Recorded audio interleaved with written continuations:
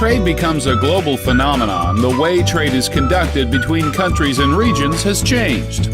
These changes in the way one country trades with another are known as changes in patterns of trade. Patterns of trade can be observed through the types of goods or services exchanged across borders and the countries that participate in trade with one another. With changes in how trade has been conducted over the years, the world has seen changes to patterns of trade round the globe.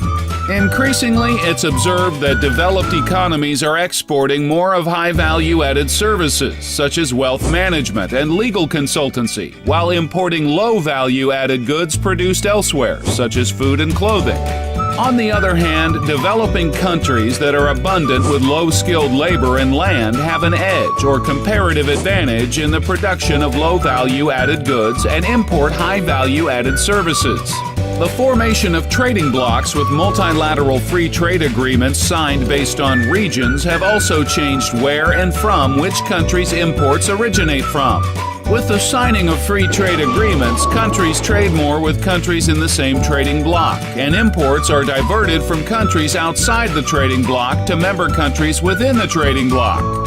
Another discernible change in trade patterns is the increase in trade between countries for goods classified within the same industry. No longer is trade occurring for goods of different categories. Rather, we see countries conducting trade for goods or services within the same industry, known as intra-industry trade.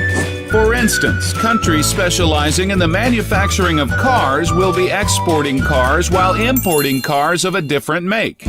Production patterns of having various component parts manufactured in different parts of the world and shipped to a final country for assembly has also resulted in increased intra-industry trade, where many component parts are imported for the production of an end product that is exported of the same industry.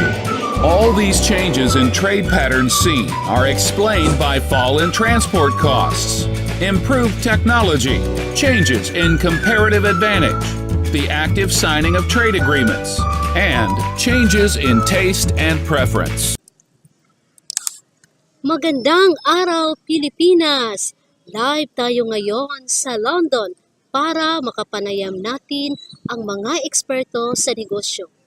Ano-ano nga ba ang estado ng mga negosyo ngayon sa bansang Europe at ano ang mga oportunidad na makikita natin dito? Alamin natin sa report.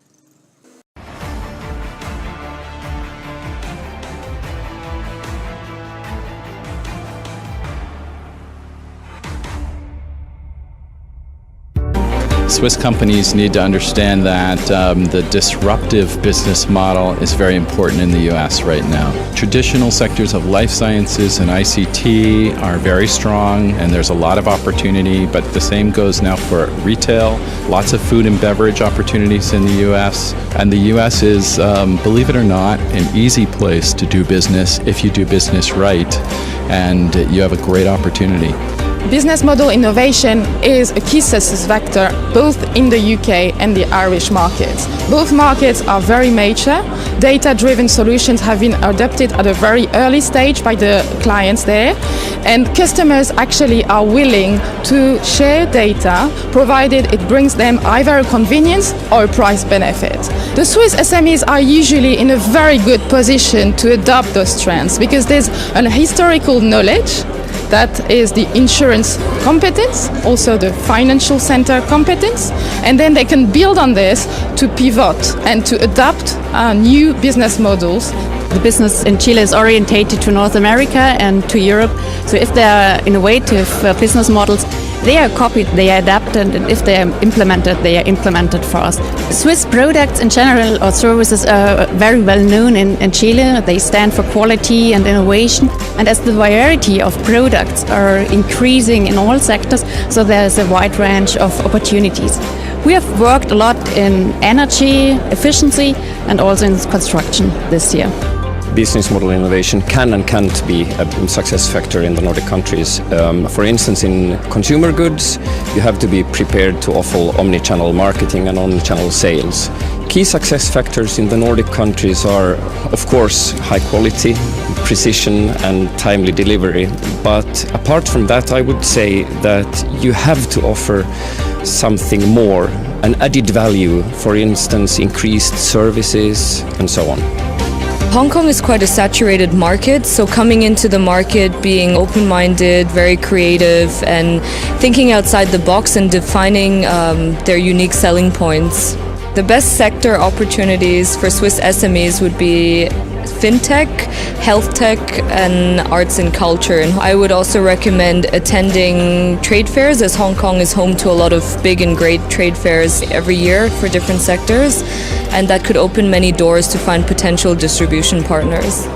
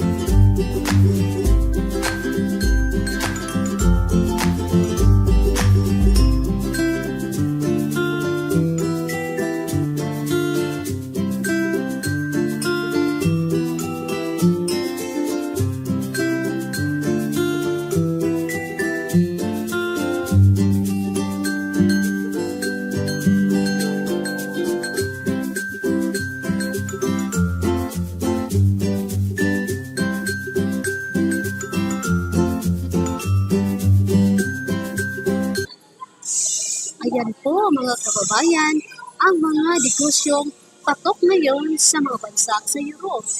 Pero saan at paano ba tayo magsisimula kung plano nating mag-invest dito? Alamin natin. Are you looking for business in another EU country? The EU is one single market with 500 million consumers. You can find your business opportunity there. Do you ever wonder how to get past the many obstacles, finding the right information, overcoming language barriers?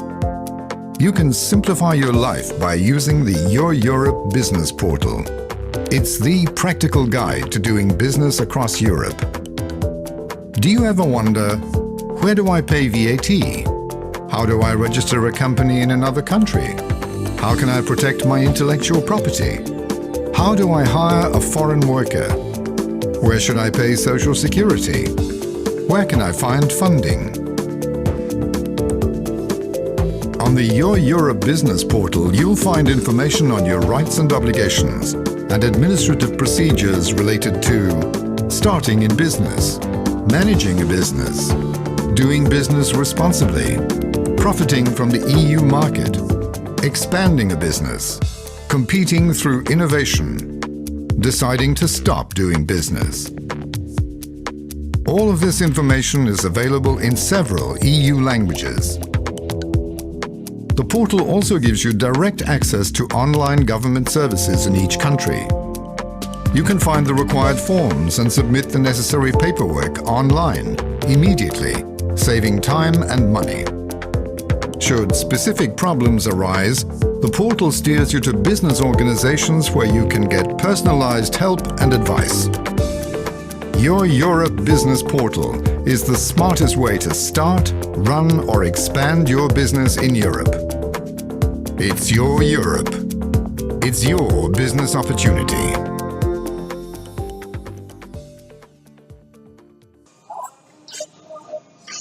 Ito po ang mga balita sa ngayon. Live mula dito sa London. Ako po si Anita EGBUS, aka Ina, para sa Balitang Negosyo 24/7. Back to studio.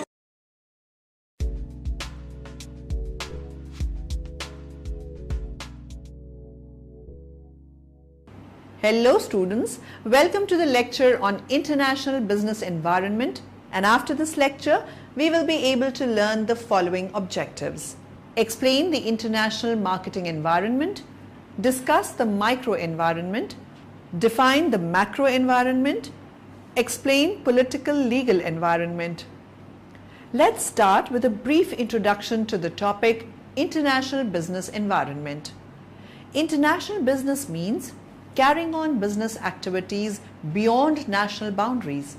These activities normally include transaction of economic resources such as goods, capital, services comprising technology, skilled labor and transportation, etc.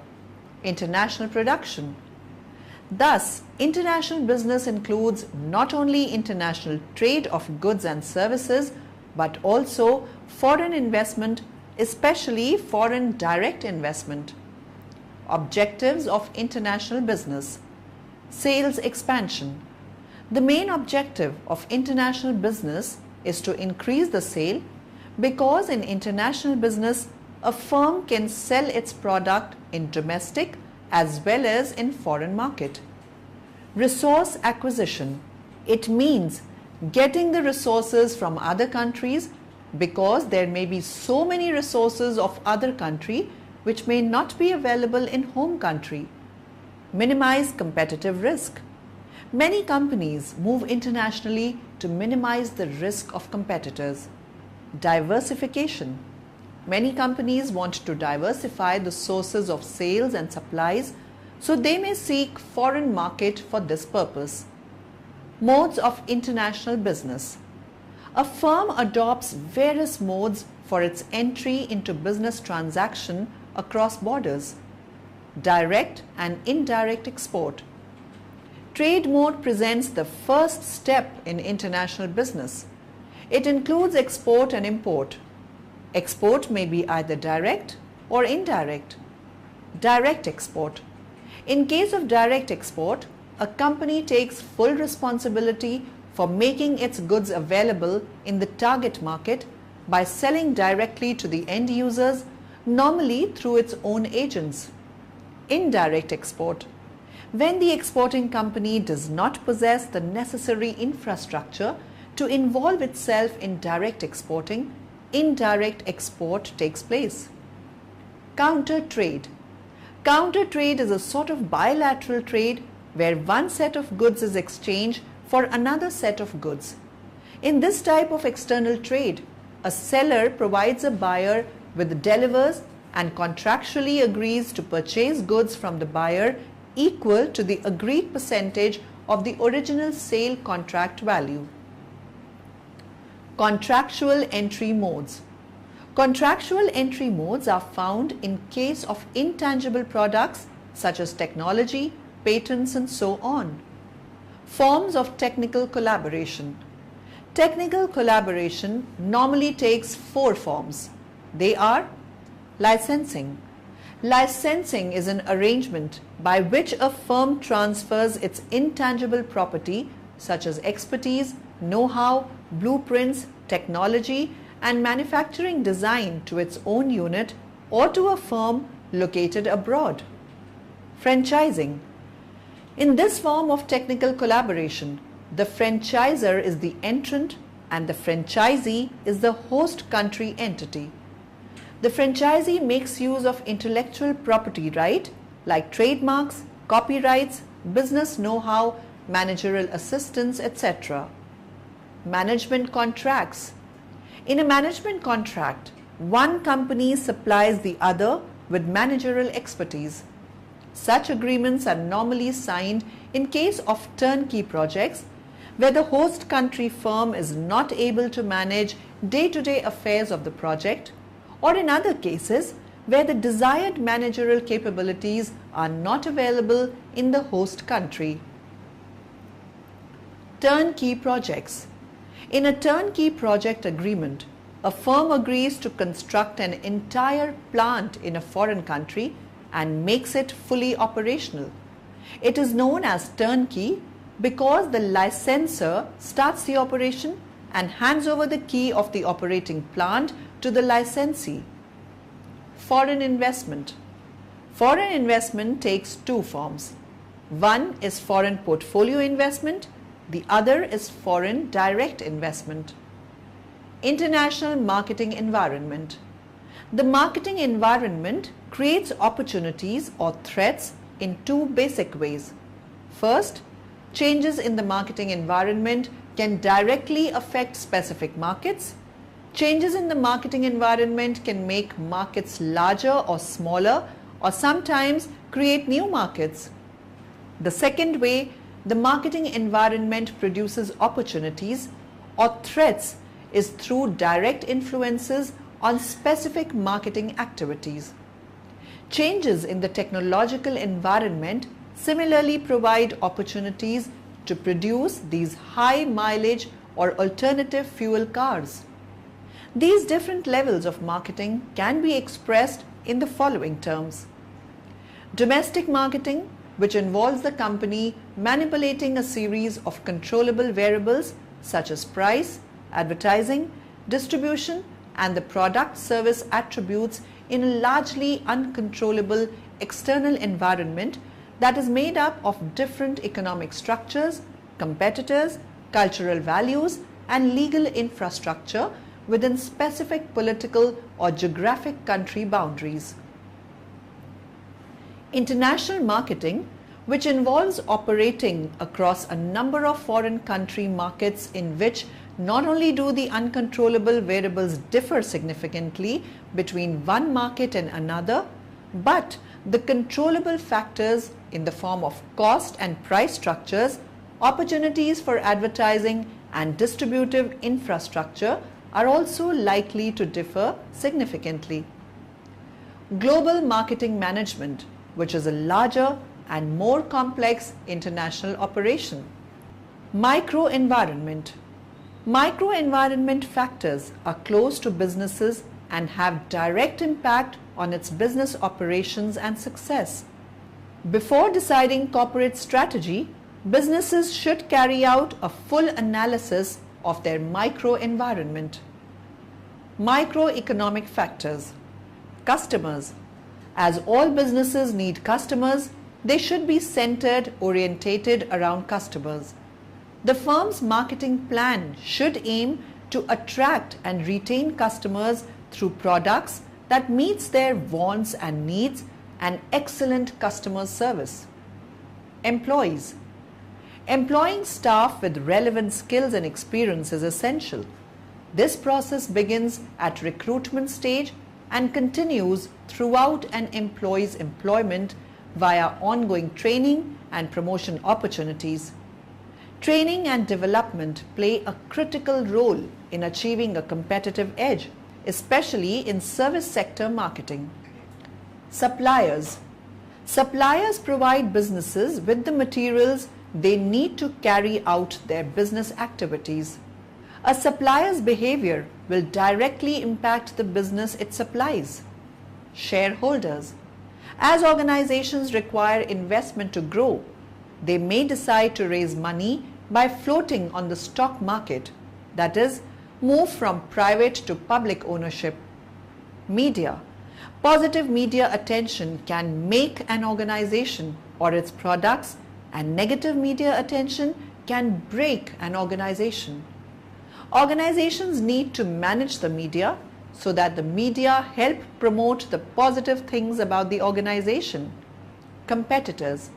The name of the game in marketing is differentiation. If a business is unaware of its competitors' activities, they will find it very difficult to beat their competitors. Macro environment. A macro environment comprises the external factors that can influence a business. These factors typically include economic, demographic, political, and technological forces in business. Macro environment factors. General economic factors in the macro environment can include supply and demand, number of competitors in the market, availability of economic resources, and efficient production methods employed by companies. These factors are uncontrollable external forces that affect how a business operates. Analysts often categorize them using the acronyms PEST or PESTLE. Broken down, PEST stands for political, economic, social, and technological concerns. PESTEL also includes environmental and legal factors. Political. Political macro environment factors include things like tax policies, government issued safety regulations, the availability of government contracts, and even shifts in the controlling political party. Economic.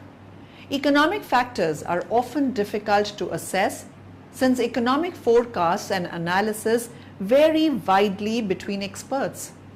Unemployment levels, comparative foreign exchange rates, and the state of the global economy can all help or hurt a business's ability to get needed components and maintain a stable profit. Social. The mood and demographics of the population make up the social area of macro environment factors. Social trends, such as a preference for on-demand mobile media devices, can also influence which products a company manufactures and where it chooses to spend advertising dollars. Technological. Technological macro environment factors can influence how an organization does business. Owners must be able to accurately identify which new developments will be truly useful and which are just fads. Environmental. Environmental concerns are important to businesses both in the short and long term. Programs such as environmental risk assessment can help companies prepare to handle many of the most likely short-term crises. Legal. Legal factors can limit or change how a business operates. Legal factors are determined by both local legislation and regional and national laws. Hedging against the macro environment. Generally, businesses have little to no control over their macro environment. They can, however, prepare for the unexpected by using a PEST or PESTEL analysis. Business environment types. The political legal environment. It encompasses factors and trends related to governmental activities and specific laws and regulations that affect marketing practice. It is closely tied to the social and economic environments. Organizations must deal with laws at the international, federal, state, and local levels. Demographic environment. The demographic environment refers to the size, distribution, and growth rate of groups of people with different characteristics. A global perspective requires that marketers be familiar with important demographic trends around the world as well as within the United States. Social environment. The social environment includes all factors and trends related to groups of people, including their number, characteristics, behavior, and growth projections. Cultural environment. The cultural environment refers to factors and trends related to how people live and behave. Cultural factors, including the values, ideas, attitudes, beliefs, and activities of specific population subgroups, greatly affect consumers' purchasing behavior. Cultural differences are important in both international and domestic markets. Economic environment. The economic environment includes factors and trends related to income levels and the production of goods and services. Technological environment. The technological environment includes factors and trends related to innovations that affect the development of new products or the marketing process. Competitive environment. The competitive environment consists of all the organizations that attempt to serve similar customers. Two types of competitors are of major concern: brand competitors, product competitors. Institutional environment. The institutional environment consists of all the organizations involved in marketing products and services. Summary.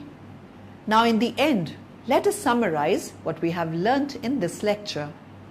International business means carrying on business activities beyond national boundaries. Changes in the marketing environment can make markets larger or smaller, or sometimes create new markets. The international marketing environment is a complex constellation of demands and constraints which the firm faces as it attempts to compete and grow. Microenvironment factors are factors close to a business that have a direct impact on its business operations and success. A macro environment comprises the external factors that can influence a business.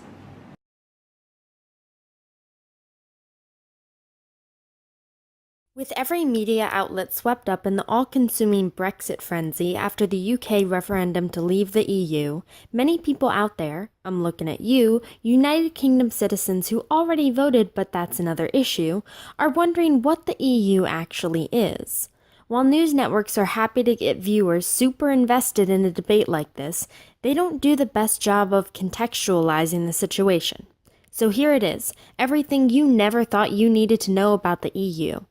The EU stands for the European Union, very vaguely referred to as an international organization, made up of 27 European countries, including Austria, that country that makes all the chocolate, Bulgaria, that place where they film Game of Thrones, Cyprus, the Czech Republic, Denmark, Estonia, Finland, France, Germany, Greece, Hungary, Ireland, the pizza capital of the world, Latvia, Lithuania, Luxembourg, Malta, the Netherlands, Poland, Portugal, Romania, Slovakia, that place that sounds like Slovakia but isn't, Spain, and Sweden. Up until a few days ago, the United Kingdom was a prominent EU member, until it decided that it was too cool for school, and its citizens voted by a slight margin to leave. The origins of the European Union stretch all the way back to after the end of World War II, when major European countries decided that after years of death and destruction, it was about time to play nice. In 1951, the leaders of West Germany, France, Italy, the Netherlands, Belgium, and Luxembourg signed a treaty founding the European Coal and Steel Community in 1952, which established a common management for those industries in the participating countries, so none could build weapons to wage war against the others. In March of 1957, the same countries expanded their cooperation to other sectors in the Treaty of Rome, which established the European Economic Community. This is furthered in July of 1968, when the same 6 countries remove customs duties and allow for free trade between them. Then, in 1973, the EU expands to include Ireland, the United Kingdom, and Denmark. In 1974, they create the European Regional Development Fund to take money from richer regions and use it to improve infrastructure and communications in poorer regions of the EU.